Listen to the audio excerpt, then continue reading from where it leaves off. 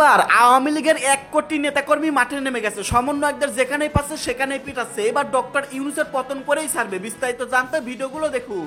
নিষিদ্ধ ঘোষিত সংগঠন ছাত্রলীগ রাজধানীর ধানমন্ডিতে বিক্ষোভ মিছিল করেছে।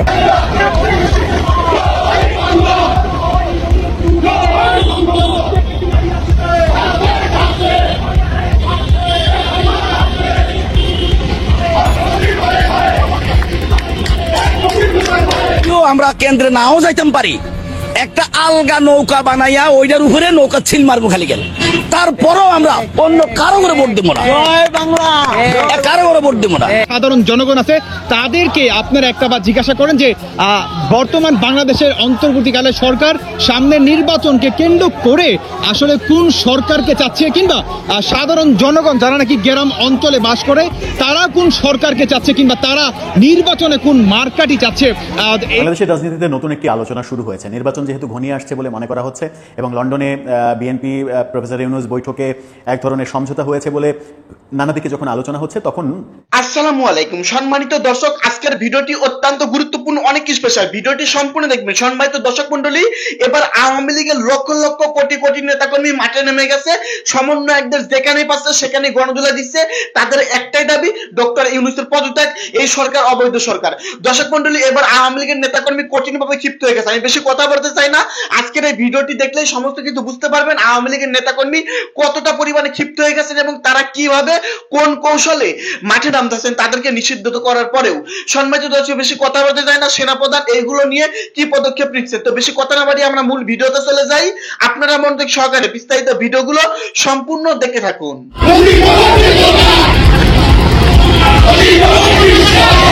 যদিও আমরা কেন্দ্রে নাও যাইতাম পারি, একটা আলগা নৌকা বানাইয়া ওইটার উপরে নৌকা ছিল মারবো খালি গেল। তারপরও আমরা অন্য কারো করে ভোট দেবো না, কারো করে ভোট দেবো না।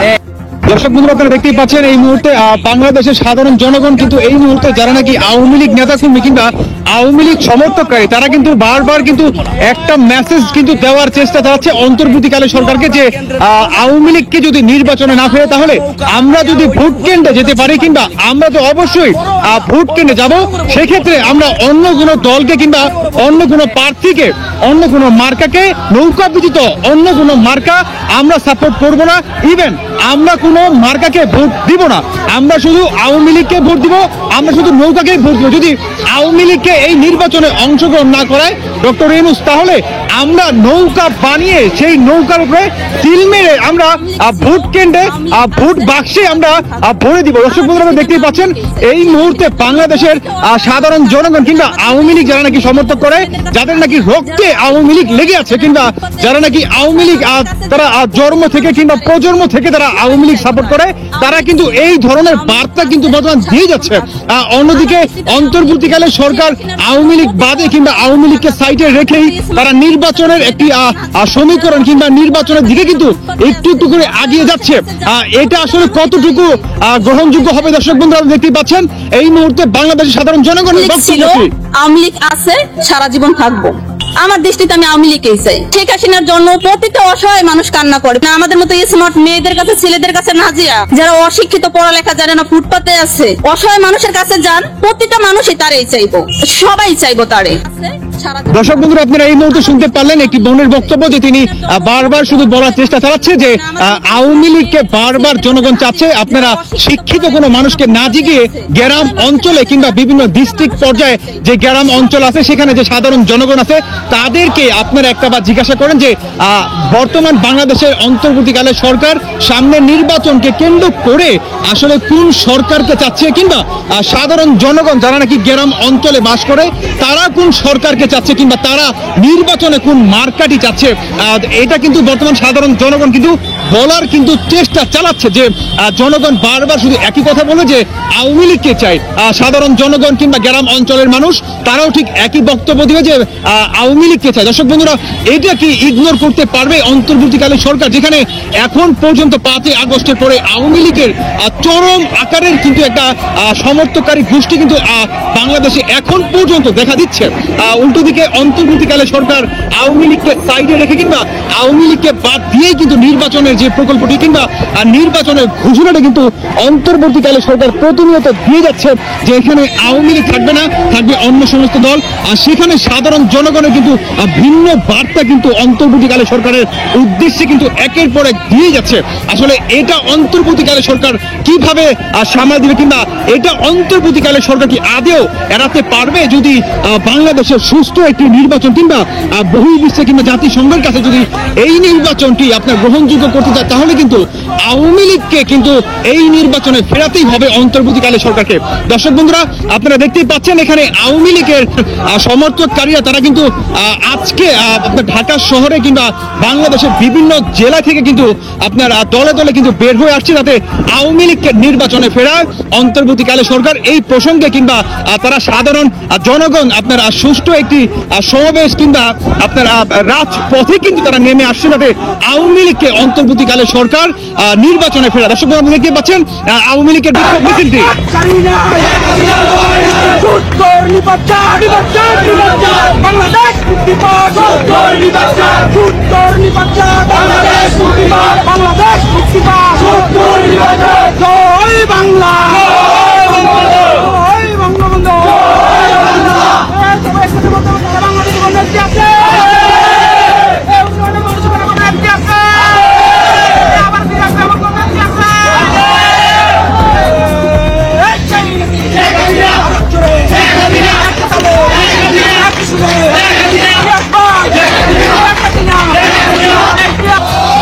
দর্শক বন্ধু, আপনারা দেখতেই পাচ্ছেন এখানে কিন্তু আরো একটি বার্তা দিয়ে যাচ্ছে যে শেখ হাসিনা আসবে ফিরে বাংলাদেশের বীরের বেশে।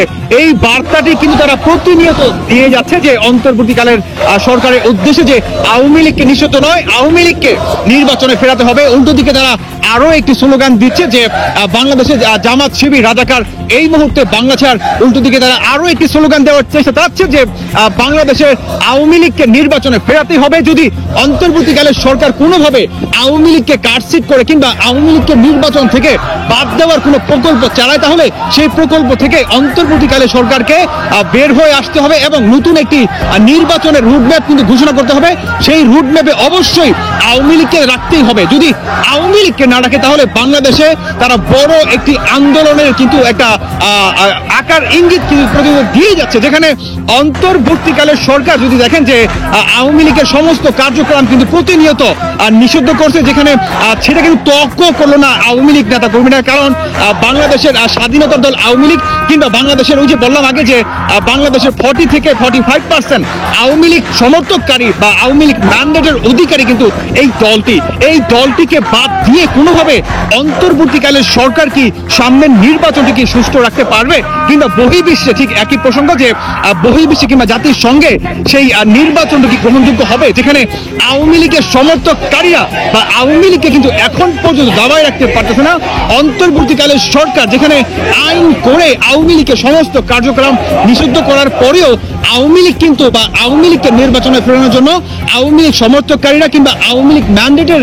যে সমস্ত জনগণ তারা কিন্তু রাজপথে কিন্তু নেমে আসছে শুধুমাত্র আওয়ামী লীগকে নির্বাচনে ফেরানোর জন্য। অন্তর্বর্তীকালের সরকারের উদ্দেশ্যে তারা একই বার্তা কিংবা একের পর এক এই ধরনের বার্তা কিন্তু দিয়ে যাচ্ছে। আর উল্টো দিকে অন্তর্বর্তীকালের সরকার কিংবা উপদেষ্টা মন্ডলীরা তারা কিন্তু বলে যাচ্ছে বারবার যে এই নির্বাচনে আওয়ামী লীগকে ফেরানো হবে না। দর্শক বন্ধুরা, তাহলে কি বাংলাদেশে আরো একটি 5ই আগস্ট হবে? এই ধরনের আকার ইঙ্গিত কিন্তু বর্তমান দিয়ে যাচ্ছে আপনার আওয়ামী লীগ সমর্থককারীরা। দর্শক বন্ধুরা, দেখতেই পাচ্ছেন আওয়ামী লীগের বিক্ষোভ মিছিলটি। এখানে তারা বারবার শুধু একই প্রসঙ্গ কিংবা একই কথা বলার চেষ্টা করছে যে আওয়ামী লীগকে নির্বাচনে ফেরাতে হবে। যদি নির্বাচনে না ফেরে তাহলে বাংলাদেশে আরো একটি 1971 সাল আমরা গড়ে তুলবো, আওয়ামী লীগকে বাংলার মাটিতে আমরা পুনরায় প্রতিষ্ঠিত করবো। তারা কিন্তু এই ধরনেরও বার্তা কিন্তু দিয়ে যাচ্ছে। এটাকে কি আসলে অন্তর্বর্তী সরকার ইগনোর করতে পারবে? কোনোভাবে এটার কি দায়ভার কিন্তু এড়াতে পারবে না অন্তর্বর্তীকালে সরকার? যদিও দায়ভার এড়ায় তাহলে কিন্তু এটার বড় একটি মাসুল কিন্তু অন্তর্বর্তীকালে সরকার কিন্তু দিতে হবে। 5ই আগস্টের থেকেও কিন্তু ভয়ঙ্কর হতে পারে। দর্শক বন্ধুরা, দেখতে পাচ্ছেন এখানে আওয়ামী লীগের জনগণের বিক্ষোভ মিছিল। পরিবারের পক্ষ থেকে, যুব লীগের পক্ষ থেকে, ছাত্র লীগের পক্ষ থেকে, শ্রমিক লীগের পক্ষ থেকে, জাতীয় লীগের পক্ষ থেকে, শ্রমিক লীগের পক্ষ থেকে, জাতীয় পার্টির পক্ষ থেকে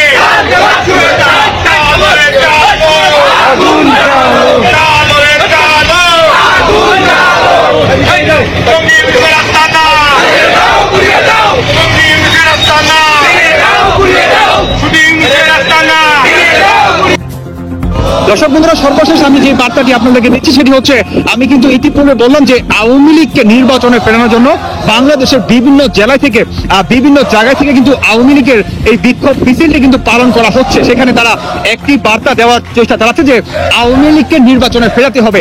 এই দায়ভার কি অন্তর্বর্তীকালে সরকার এড়াতে পারবে, কিংবা বহির্বিশ্বে কিন্তু বর্তমান তাকিয়ে আছে বাংলাদেশের সামনের নির্বাচনকে কেন্দ্র করে। সেখানে আওয়ামী লীগের সমর্থককারীরা কিন্তু এখন পর্যন্ত ঢাকার রাজপথে তারা কিন্তু রাজ করতেছে। দর্শক বন্ধুরা, আপনারা কে কি মনে করছেন যে অন্তর্বর্তীকালে সরকার কি এই দায়ভার এড়াতে পারবে? যদিও বা এই দায়ভার এড়ায়, তাহলে এই নির্বাচন কি সুষ্ঠু হবে, কিংবা বহির্বিশ্বে কি গ্রহণযোগ্য হবে? যদিও বা আওয়ামী লীগকে নিষিদ্ধ করে, তাহলে ওই যে আপনার শুরুতে যে বক্তব্যটি শুনে সাধারণ জনগণের যে আওয়ামী লীগকে যদি না ফেরে অন্তর্বর্তীকালে সরকার, তাহলে আমরা নৌকা মার্কা নিজ হাতে বানিয়ে ভোট কেন্দ্রে নিয়ে যাব এবং সেখানে আমরা ভোট দিব শুধুমাত্র নৌকায়, আমরা অন্য কোনো মার্কাতে কিন্তু ভোট দিব না। এখানে আপনার প্রায় কোটি কোটি জনগণের ভোট, এত ভোট যদি বাতিল হয়, তাহলে জাতির সঙ্গে বা বহির্বিশ্বে এই নির্বাচনকে গ্রহণযোগ্য হবে। সেখানে পুরো বিশ্ব বর্তমান তাকিয়ে আছে বাংলাদেশের এই গণতন্ত্র নির্বাচনের জন্য, আছে বহির্বিশ্বের জনগণ। দর্শক বন্ধুরা, বাকিটা আপনাদের ব্যক্তিগত মতামত কিন্তু অবশ্যই জানিয়ে যাবেন যে অন্তর্বর্তীকালে সরকার যদি বাই এনি চান্স আওয়ামী লীগকে নিষিদ্ধ করে কিংবা আওয়ামী লীগকে ছাড়াই নির্বাচনটি করে, তাহলে এই নির্বাচন কতটুকু সুষ্ঠু হবে? যেখানে আওয়ামী লীগের প্রায় 40 থেকে 45% যদি আপনি ধরেন, অলমোস্ট এখানে আপনার 4 থেকে 5 কোটি কিন্তু ম্যান্ডেটের অধিকারী আওয়ামী লীগ। আর এই 4-5 কোটি ভোট যদি বাতিল হয়, তাহলে কিন্তু এই নির্বাচনটি কিন্তু কখনোই সুষ্ঠু বলে বা বহির্বিশ্বে কিন্তু গ্রহণযোগ্য হবে না। এত বড় একটা রিস্ক কি নিবে অন্তর্বর্তীকালে সরকার এই নির্বাচনকে কেন্দ্র করে? দর্শক বন্ধুরা, বলছিলাম আগামী নির্বাচনে জোট হলে কোন কোন দলের জোট হচ্ছে। বিএনপি নতুন একটা জোট করছে এমনটা আলোচনায় উঠে এসেছে এবং নির্বাচনের তফসিল ঘোষণার পরে আসন ভাগাভাগির ব্যাপারে আলোচনা হবে। বর্তমানে বিএনপি জোটের কথা ভাবছে এবং ইন্টারেস্টিংলি সেই জোটে কারা কারা অংশগ্রহণ করছে সেই ব্যাপারে বিভিন্ন নাম উঠে আসছে। গণমাধ্যম বলছে লন্ডন বৈঠকের পর দেশে আগামী নির্বাচনের দিনক্ষণ নিয়ে সৃষ্ট সংশয় কেটে গেছে। এর মাঝেই বিভিন্ন কার্যক্রম আলোচনা চলছে। বিশ্লেষকদের মতে লন্ডনে ডক্টর মোহাম্মদ ইউনূস এবং তারেক রহমানের মধ্যে ফলপ্রসূ বৈঠকের পর নির্বাচনের দিনক্ষণ নিয়ে সংকট কাটার পাশাপাশি দেশ এবং রাজনীতিও নির্বাচনমুখী হয়ে গেছে। ফলে বিএনপি নির্বাচনী জোট গঠন বা জোটের রূপরেখা কেমন হবে সেটি নিয়ে আলোচনা চলছে। জানা গেছে আগামী নির্বাচনকে সামনে রেখে আসন বন্টনের কাজটি এখনো শুরু না করলেও নির্বাচনী জোট নিয়ে ভাবছে বিএনপি। দলটি আগামীতে জোটবদ্ধ হয়ে নির্বাচন করতে পারে। আগামী 2-1 মাসের মধ্যে এই প্রক্রিয়া শুরু হতে পারে। সেক্ষেত্রে বিএনপির নেতৃত্বাধীন যুগপৎ জোটে যারা ছিল তারা থাকবে, তারা বিএনপি এককভাবে নির্বাচন করবে না এমন সিদ্ধান্ত নেওয়া হয়েছে। যুগপথের বাইরে থাকা অন্যান্য দলকেও গুরুত্ব দিতে পারে তারা। সেই ক্ষেত্রে জাতীয় নাগরিক পার্টি এনসিপিকে নিয়েও তাদের চিন্তা ভাবনা রয়েছে এমনটা গণমাধ্যম বলছে। এনসিপি আগ্রহ প্রকাশ করলে তাদেরও নির্বাচনী জোটে নেওয়া নিতে পারে বিএনপি। বিএনপির অঙ্গীকার ফ্যাসিবাদ বিরোধী আন্দোলনে থাকা মিত্রদের নির্বাচন এবং সরকারেও রাখবে তারা। এর অংশ হিসেবে তারা বিভিন্ন দলকে সংশ্লিষ্ট করতে পারে। এর মাঝে যেটা রয়েছে সেটা হচ্ছে যে বিএনপি কাদের সঙ্গে জোট করতে পারে সেই আলোচনায় অনেক দলের নামই আসছে। যারা যুগপৎ আন্দোলন করেছে তাদের অনেকেই এই জোটের সঙ্গে যুক্ত হতে পারে এবং সেই যুক্ত 6 দলীয় জোট, 12 দলীয় জোট, 10 দলীয় জোট, এরকম বেশ কয়েকটি জোট রয়েছে। এর আগে বিএনপি জামাতের সঙ্গে জোট করেছিল সর্বশেষ 2018 সালে, তারা 22টি সিট ছেড়েছিল। এর আগে সব মিলিয়ে বিএনপি 59টা সিট ছেড়েছিল। এবার বিএনপি জোটবদ্ধ নির্বাচন করলেও তাদের জোটে 20-25টা দল থাকতে পারে এমনটা আশা করা হচ্ছে। 20-25টা দল থাকলেও বিএনপি শেষ পর্যন্ত হয়তো ভোটের বিচারে যারা এগিয়ে থাকবে কিংবা নেতৃত্বর ব্যাপারে যারা জনপ্রিয় মুখ, বড় মুখ তাদের ভোটের জায়গায় দুর্বলতা থাকলেও তাদেরকে ভোটে পাশ করিয়ে নিয়ে এসে এমপি বানানোর ক্ষেত্রে বিএনপি মনোযোগী হতে পারে। সব থেকে বড় এবং ইন্টারেস্টিং আলোচনায় যায়, সেই ইন্টারেস্টিং আলোচনা হচ্ছে এনসিপির সঙ্গে বিএনপির জোট হচ্ছে কিনা। বিভিন্ন সূত্র বলছে এনসিপির সঙ্গে বিএনপির জোট পাকাপাকি হয়ে গেছে এবং পাকাপাকি হয়ে গেছে লন্ডন বৈঠকে তারেক রহমান এবং প্রফেসর ইউনূসের যে বৈঠক, সেই বৈঠকেই পাকাপাকি হয়েছে এবং প্রফেসর ইউনূসের একাধিক চাওয়ার মধ্যে একটি বড় চাওয়া এনসিপির সঙ্গে বিএনপির জোট, যেন এনসিপি আগামী নির্বাচনে একেবারে নিঃসঙ্গ হয়ে না পড়ে এবং আগামী নির্বাচনে সিট হারা যেন না হয়, সিট শূন্য যেন না থাকে। সেই কারণেই বিএনপির সঙ্গে জোটকেই তারা সব থেকে বেশি সেফ হয়ে ভাবছে এবং বিএনপির সঙ্গেই জোটেই যাচ্ছে। একটা ব্যাপার খেয়াল করুন যে বিএনপির সঙ্গে প্রফেসর ইউনূসের বৈঠককে কেন্দ্র করে লন্ডনে কেন বৈঠক হলো এরকম পাশ কাটানো কিছু মন্তব্য করা ছাড়া ফেব্রুয়ারিতে নির্বাচনের ব্যাপারে যে বিএনপির সঙ্গে প্রফেসর ইউনূসের ঐক্যমত্য এক ধরনের হয়েছে, সেটা ব্যাপারে এনসিপি কিন্তু কোনো কথা বলেনি। অর্থাৎ ফেব্রুয়ারিতে নির্বাচন করা যাবে না এরকম মন্তব্য এনসিপি নেতাদের কাছ থেকে আসেনি। সেখান থেকেই ধরে নেওয়া যায় যে ওই বৈঠকে এনসিপির সঙ্গে বিএনপির জোটের ব্যাপারটা পাকাপোক্ত হয়েছে। এখন ব্যাপার হচ্ছে যে এনসিপিকে বিএনপি কতটা সিট ছেড়ে দেবে, এনসিপির কতজনের আদতে নির্বাচন করার মতো ক্ষমতা রয়েছে, 5 জন 10 জন, তার বেশি থাকার কথা নয়। কিন্তু 10 জনকেও যদি ছাড়ে তাহলে কি এনসিপিকে বিএনপি তাদের প্রত্যাশা অনুযায়ী প্রধান বিরোধী দল হিসেবে নিয়ে আসতে পারবে? বিএনপির টার্গেট কি? বিএনপি আগামী নির্বাচনে জামাতকে প্রধান বিরোধী দল দেখতে চায় নাকি এনসিপিকে প্রধান বিরোধী দল দেখতে চায়? এটা একটা গুরুত্বপূর্ণ আলোচনা। সেই আলোচনায় যদি আপনি মনোযোগ দেন তাহলে জামাতের সঙ্গে বিএনপির বর্তমান যে সম্পর্ক, সেখানে জামাতকে কিংবা ইসলামী দলগুলোকে প্রধান বিরোধী দল হিসেবে বিএনপি দেখতে চাইবে না, এটাই স্বাভাবিক। তাহলে উপায় কি? তাহলে উপায় একটাই, এনসিপিকে বিরোধী দল হিসেবে দেখতে চাওয়া। এনসিপিকে যদি বিরোধী দল হিসেবে দেখতে চাইতে হয় বিএনপিকে, তাহলে এনসিপিকে অন্তত 30-40টা আসন ছেড়ে দিতে হবে। সম্মানিত দর্শক মন্ডলী, আশা করতেছি বিস্তারিত ভিডিওগুলো আপনারা সম্পূর্ণ মনোযোগ সহকারে শুনেছেন এবং দেখেছেন। প্রিয় দর্শক শ্রোতা, আপনারা স্পষ্টভাবে ভিডিওতে দেখতে পেলেন আওয়ামী লীগের নেতাকর্মী রাজপথে নেমে গেছে এবং তারা সামনের আন্দোলনে কি কি করবে সমস্ত কিছু তারা বলতেছে। এবং ডক্টর মোহাম্মদ ইউনূস এবং এই অন্তর্বর্তীকালীন সরকারের সবাই, বিশেষ করে সমন্বয়কদের উপর কঠিনভাবে ক্ষিপ্ত আওয়ামী লীগ দল। যাই হোক দর্শক, দেশের একজন সাধারণ নাগরিক হিসেবে আপনারা কি চান, বা আওয়ামী লীগের নেতাকর্মী যে যে অবস্থানের কথা বলতেছেন এগুলোর সঙ্গে কি আপনারা একমত? প্রিয় দর্শক মন্ডলী, এখন সেনাপ্রধানের কি পদক্ষেপ নেওয়া উচিত?